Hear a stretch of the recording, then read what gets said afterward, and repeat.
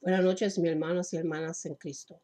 Todos los días yo me levanto a la 1:30 para preparar un mensaje y lo envío a las 3 de la mañana. Aquí estamos en la casa de Dios y aquí tenemos los servicios todos los domingos a las 1 p.m. y tenemos los estudios bíblicos todos los jueves a las 7 p.m. Vengan todos para adorarle a Dios en espíritu en verdad. Y el título de hoy se llama El diablo busca destruir familias. Sed sobrios y velad, porque vuestro adversario el diablo, como león rugiente, anda alrededor buscando a quien devorar. En el 1 de Pedro, capítulo 5, versículo 8. La Biblia nos dice claramente que en los últimos días la iglesia de Jesucristo enfrenta la ira de un diablo rabioso. Ay de los moradores de la tierra y del mal, porque el diablo ha descendido a vosotros con gran ira, sabiendo que tiene poco tiempo. En el libro de Apocalipsis, capítulo 12, versículo 12. Hacia dónde dirige el diablo su ira. Él está apuntando a familias tanto salvas como inconversas. Por todo el mundo, él está rugiendo como un león voraz y echándose sobre los hogares para destruirlos. Él está decidido a destruir matrimonios, distanciar a los hijos, poniendo a familiares uno contra otro. Y su meta es sencilla. Él quiere traer ruina y destrucción a cada hogar que pueda. Jesús hizo referencia a esta obra demónica cuando describió a Satanás diciendo: Él ha sido homicida desde el principio. Evangelio de Juan, capítulo 8, versículo 44. Efectivamente, vemos el plan destructivo del diablo contra la primera familia. Fue el diablo quien entró en Caín y lo convenció para que matase a su hermano Abel. Y este homicidio aún está obrando. Los últimos años revelan esto de manera horrenda. Hace unos cuantos años el diablo tomó control de 2 muchachos en Colorado y los lleva a una urgente destrucción. Cuando los 2 muchachos entraron en la escuela superior de Columbine en una matanza infernal, el mundo quedó atónito. Mataron a una muchacha de cerca mientras ella estaba arrodillada orando. Una muchacha que ellos conocían y respetaban. ¿Quién, sino Satanás mismo, pudo llevarlos a hacer esto? Pienso en la ruina que cayó sobre familias de las víctimas y los homicidios. Ha habido suicidios, malogros mentales, divorcios, hermanos traumatizados. La destrucción de ese incidente aún tumbaba más allá de lo creíble. Y los padres y amigos de todos los involucrados lloraban toda una vida. Años después, una mujer que se llama Kathleen Hagen, una pionera en la rama de urología, educada en Harvard, entró a la habitación de sus ancianos padres mientras dormían en Chatham, Nueva Jersey, y los asfixió con la almohada. Su padre tenía 92 años y su madre 86 años. Luego Hagen vivió en la casa por varios días, ignorando los cuerpos muertos en el aposento. Cuando fue arrestada, su apariencia era confusa y deslinada, pero no mostraba remordimientos por lo que había hecho. Los psicólogos no sabían cómo explicar por qué una mujer tan bien educada pudo asfixiar a sus padres y luego seguir su vida como si todo fuera normal. Piensa en la devastación que nunca fue mencionada en esta horrible historia criminal, el dolor de los miembros de la familia, La angustia de los nietos, qué horrible, ruina y destrucción. ¿Quién sino Satanás pudo haber llevado a una mujer respetada a matar a sus padres por ninguna razón? Aparentemente, hace varios años atrás, en Nueva York, el Tiempo de Nueva York escribió un reporte inquiebrante. Padres desanimados entregan a sus hijos. El artículo contaba de padres frustrados apareciendo por docenas en el sexto piso de la Corte de Manhattan para entregar a sus hijos a la adoptación voluntariamente. Simplemente a ellos no podían controlarlos. Un padre no podía manejar a su hijo adolescente después que la madre murió. Otro padre entregó a su hija adolescente porque estaba viviendo salvajemente, totalmente fuera de control. Los oficiales de la corte que escucharon estos casos estaban desconcertados. Un juez le preguntó a una madre que había llevado a su hija: ¿no la quieres? ¿No te gustaría llevártela a casa? La madre, cansada, movía la cabeza que no.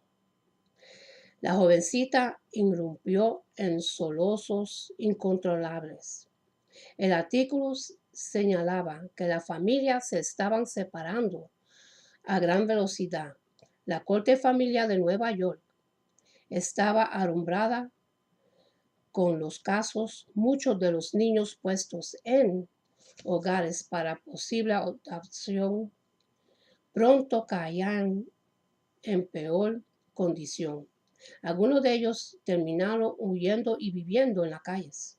Especialmente impresionante fue otra historia en las noticias, contando de una nueva raza de drogadictos. El titular leía: niños usando drogas en casa con sus padres.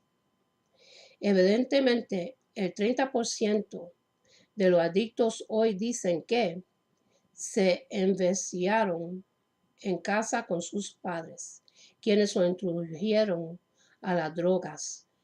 ¿Cómo puede suceder tal cosa? Estos padres usaron drogas en su adolescencia.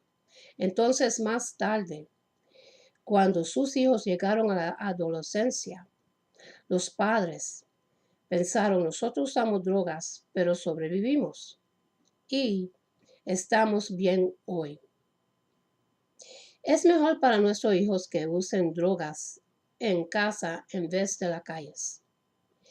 Y es mejor para ellos que aprendan de nosotros a manejar las drogas que de sus amigos inexpertos. Así que enseñaron a sus hijos cómo fumar marihuana, sorber cocaína y usar agujas. De esta manera, ellos racionaron. Ellos podían controlar el uso de drogas de sus hijos. Pero luego el día de paga. Pero llegó el día de paga. Sus hijos se enviciaron y sus vidas se descontrolaron. Muchos abandonaron el hogar y viven en las calles. Están enojados con sus padres, desilusionados por su horrible consejo, y están desalentados por la sociedad, sin futuro. Ahora los padres están descoronados, llenos de culpabilidad, llorando lágrimas que llegan demasiado de tarde. Te pregunto, ¿cómo puede cualquier padre tomar una decisión tan necia? Ellos llevaron ruina sobre su propia familia. ¿Quién sino Satanás pudo cegar sus ojos? Las tragedias que plagaban las familias hoy están más allá de lo que creíble, y los ejemplos que menciones son solo aquellos que están sucediendo en América. Por todo el resto del mundo, un diablo rabioso está haciendo entregados y no se detendrá hasta que devore a cada familia en su paso. Muchas familias de creyentes han sido sacudidas por caos, tristeza y dolor. Y la devastación demónica ha llegado de muchas maneras, a través del divorcio, hijos rebeldes, adicciones de droga de toda clase. Pero el resultado siempre es el mismo. Una familia que antes fue feliz es separada y devorada. En tales momentos te das cuenta del poder destructivo de Satanás sobre estas familias. Efectivamente, la tragedia más grande nunca fue por los cuerpos devastados de los adictos. Se aparecía demacrada o su expresión vacía. Más bien, era lo que se les había robado: un cónyuge, un hijo, un futuro. Peor, era lo que fue robado de los hijos de los adictos: una oportunidad de crecer en un lugar santo, conocer el amor de Jesús, ser amado y cuidado por padres amorosos, ser enseñados, por ejemplo, cómo vivir para el Señor. Afortunadamente, muchos de estos antiguos adictos fueron bendecidos por Dios con sus familias restauradas, o en algunos casos encontraron una nueva familia en sus compañeros de ministro, pero aún gimo con ellos por la destrucción que han visto. Llega un momento cuando ciertas situaciones de la vida están más allá de cualquier esperanza humana. No hay consejo, ni doctor o medicina, o cualquier otra cosa que pueda ayudar. La situación se hace imposible y requiere un milagro, o si no, terminará en devastación. En tales tiempos, la única esperanza que alguien se llegue a Jesús, alguien tiene que tener su oído, su atención. No importa quién sea, padre, madre o hijo, esa persona tiene que tomar la responsabilidad de echar mano de Jesús. Él tiene que determinar: no me voy hasta que oiga del Señor. Él tiene que decirme: hasta hecha ahora, sigue tu camino. En el Evangelio de Juan encontramos tal crisis familiar, y había en Capernaum un oficial del rey cuyo hijo estaba enfermo. En el Evangelio de Juan, capítulo 4, versículo 46. Esta era una familia de distinción. Quizás hasta realiza un espíritu de muerte colgaba sobre él. Hogares, mientras los padres cuidaban a su hijo moribundo. Puede que había otros miembros de la familia en el hogar. Quizás tías y tíos o abuelos y otros hijos. Y nos dicen que toda la casa creyó, incluyendo a los vivientes. Y creyó el Padre con toda su casa. Evangelio de Juan, capítulo 4, versículo 53. Alguien en esa familia en conflicto sabía quién era Jesús y había oído de su poder milagroso, y de alguna manera llegó la voz al hogar que Cristo estaba en Canaán, como a 25 millas de distancia.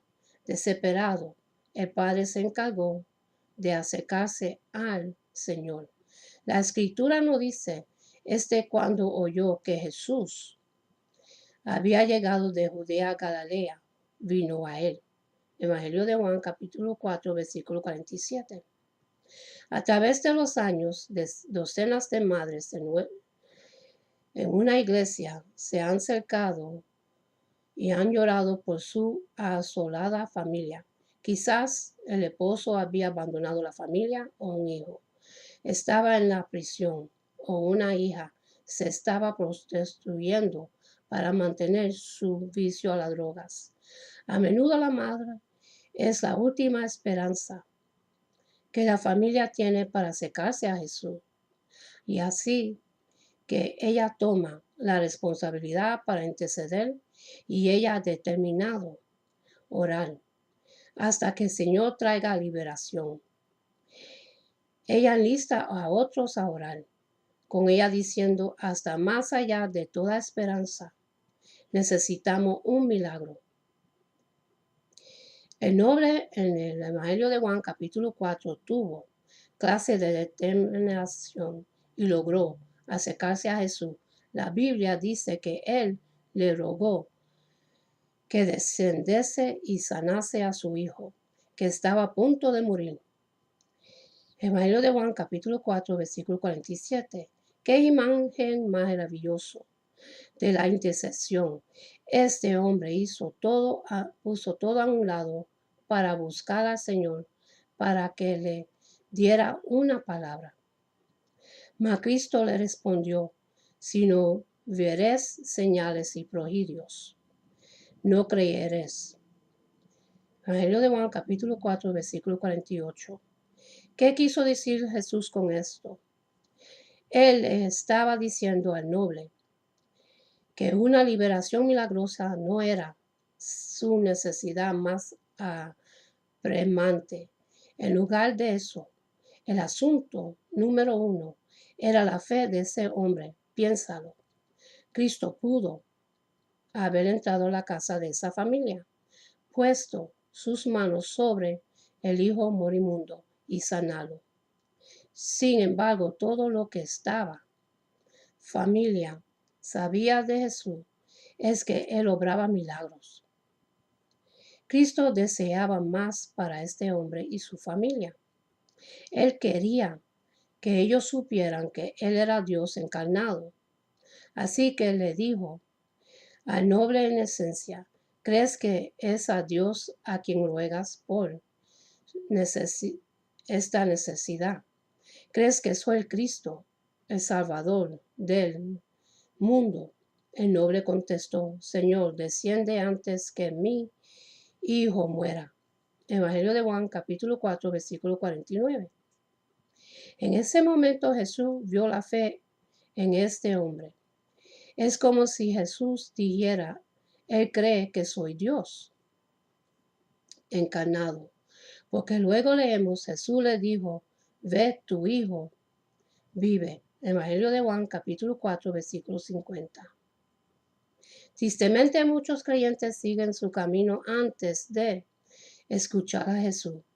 Pero este hombre se alejó en fe. ¿Cuál fue la diferencia? Él recibió una palabra del Señor.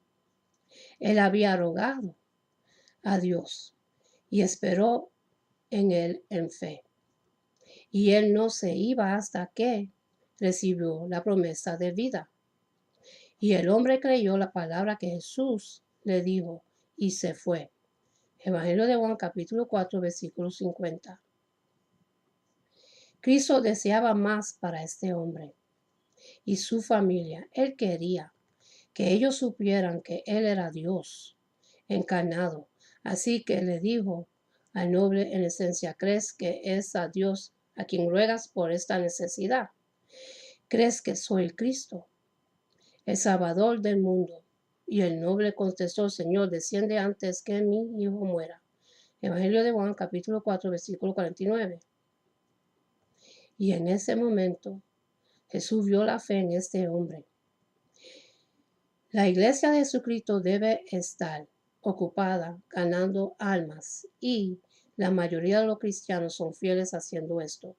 Oramos por las naciones perdidas, por avivamiento en nuestras ciudades y por nuestros vecinos inconversos.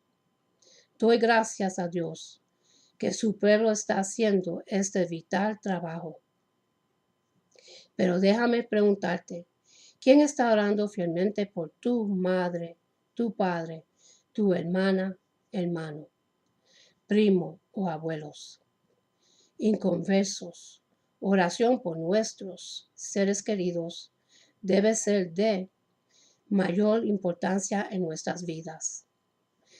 Después de todo, la responsabilidad por tal oración Descansa con aquellos quienes tienen el odio del Señor, quienes están lo suficientemente cerca de Él para hacerle tales pedidos.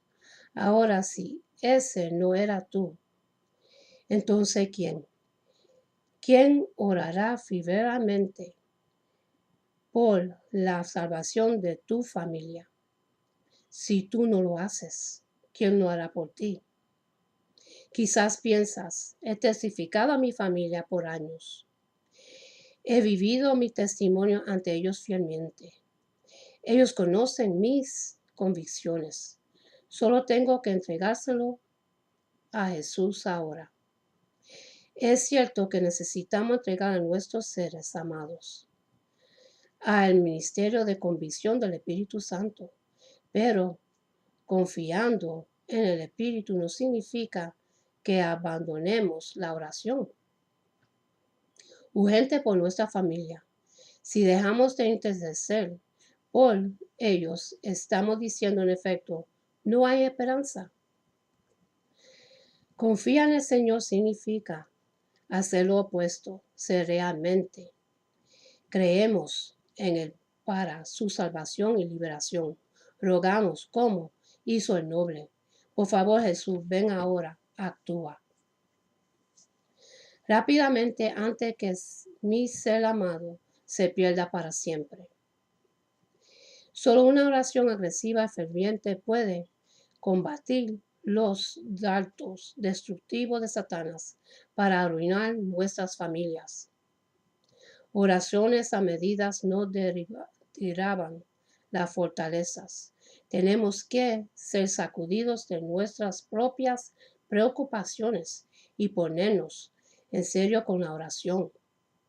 Y tenemos que quedarnos cerca de Jesús hasta que llegue su palabra.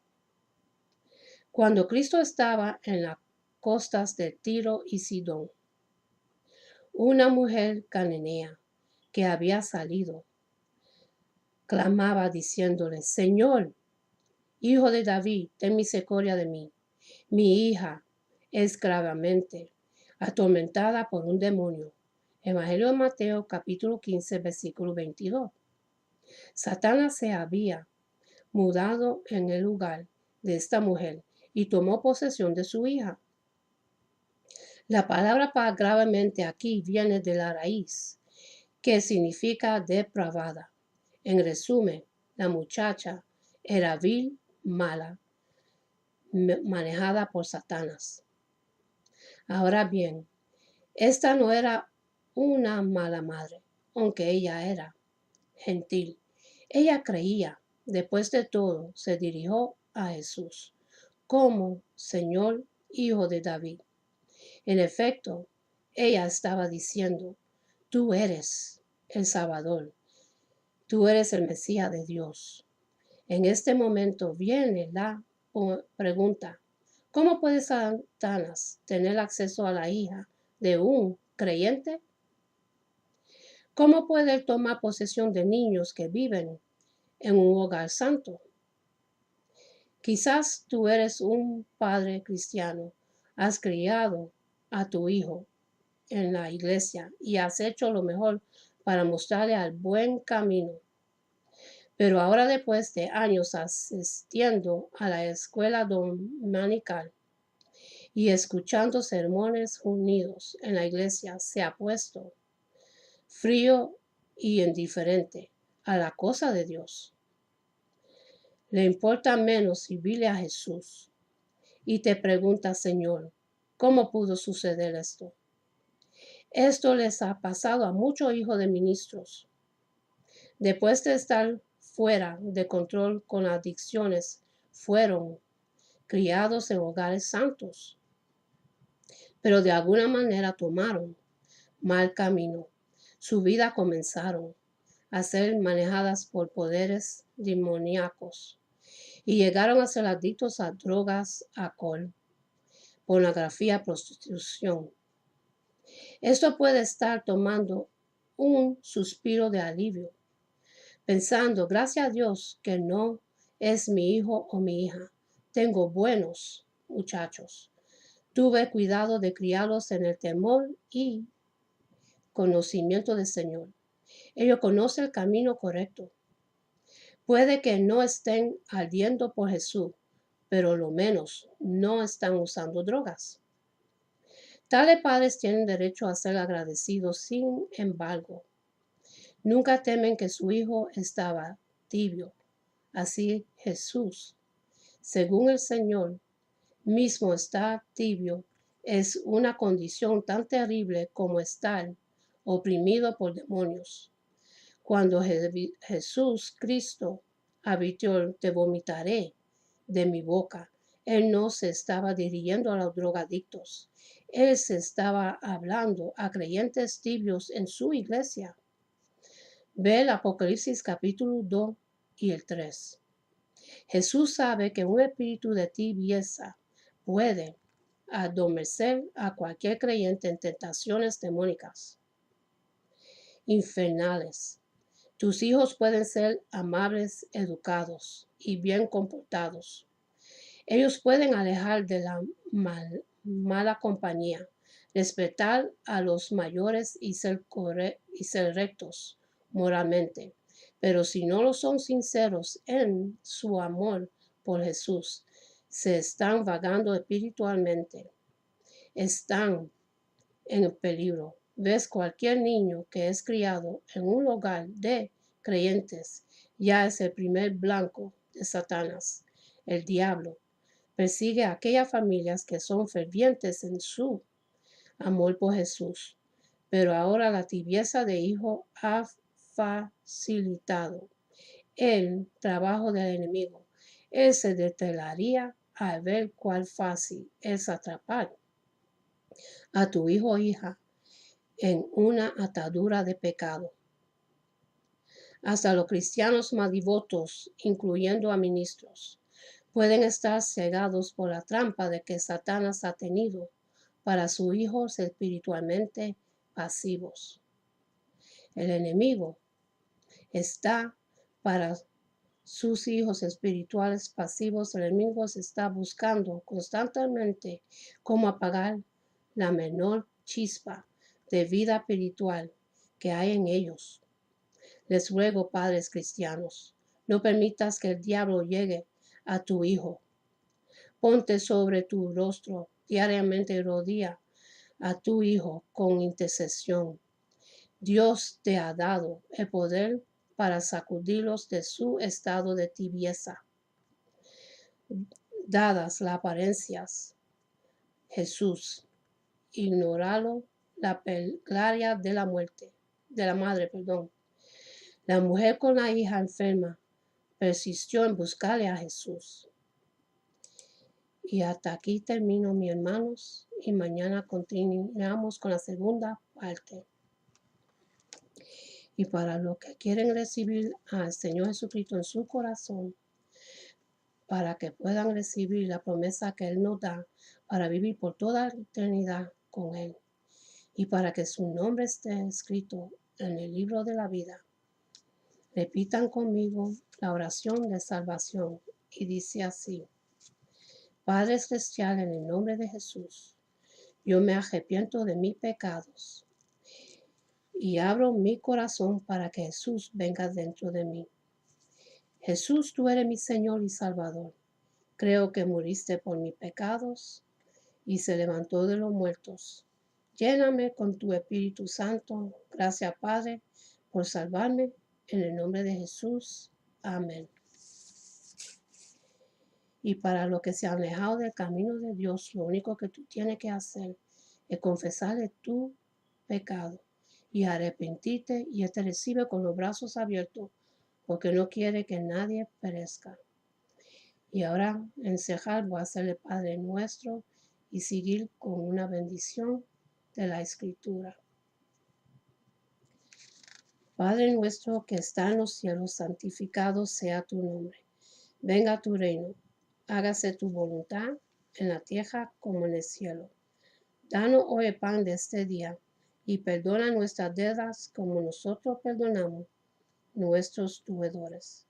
Y no nos deje caer en la tentación, sino que líbranos del malo. Amén. Y ahora esto es una bendición que Jehová se lo entregó a Aaron y Moisés cuando estaban en el desierto. Y esto es para la bendición de su pueblo. Se consigue en el libro de Números, capítulo 6, los versículos 24 hasta 26, dice así. Jehová te bendiga y te guarde.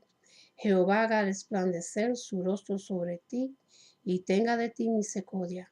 Jehová alce sobre ti su rostro y ponga en ti paz. Que Dios me lo bendiga, me lo guarde, que tengan una buena noche, un buen amanecer y acuérdense a darle gracias a Dios por otro día más de vida. Y hasta la próxima. Amén.